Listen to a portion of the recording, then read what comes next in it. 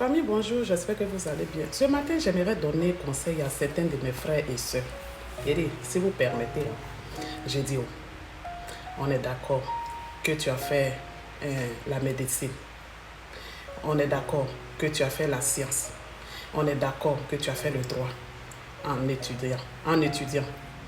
Mais j'ai dit, si l'école est finie, depuis ça fait des années que tu n'arrives pas à te caler dans ta filière, dans le domaine que tu as étudié là, c'est pas mieux tu vas être aide-soignante, c'est pas mieux tu vas être instituteur, c'est pas mieux que rester là, encore à 30 ans, tu es encore chez ta famille là. Parce que tes petits frères te manquent de respect, tu te plains matin, midi, soir. Alors que, pour que petit frère respecte grand frère là, il faut que le grand frère aussi impose le respect. Un grand frère qui vit loin, dans sa maison seul, quand il vient, il achète des petits cadeaux, des biscuits, il envoie à ses petites soeurs, ses petits frères. Quand il vient comme ça, les enfants sont contents. Il y a respect. Mais tu es assis dans la maison. Petit enfant de 12 ans, 13 ans, là, il va aller dire à son papa, donne-moi l'argent, je vais acheter yaourt.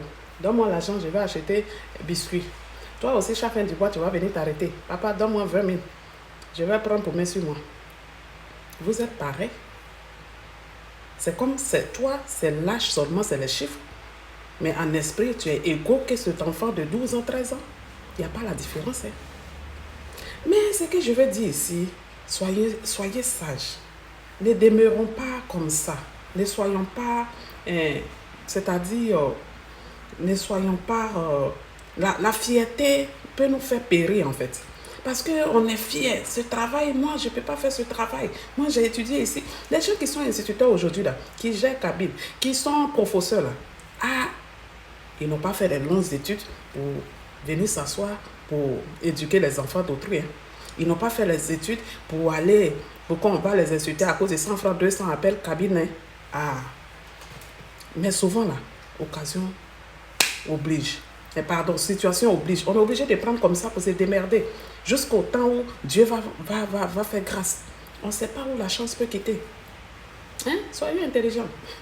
Sur ce côté seulement, vraiment, je pense que vous devrez prendre l'exemple de Joseph.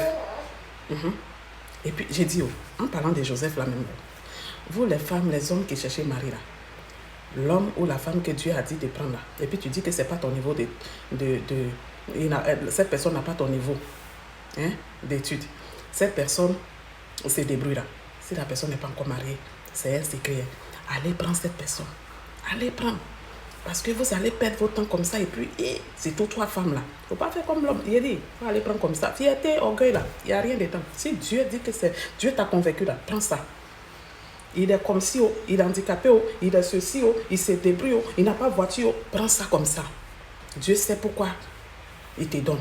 Prends ça. Ensemble, vous allez arriver loin.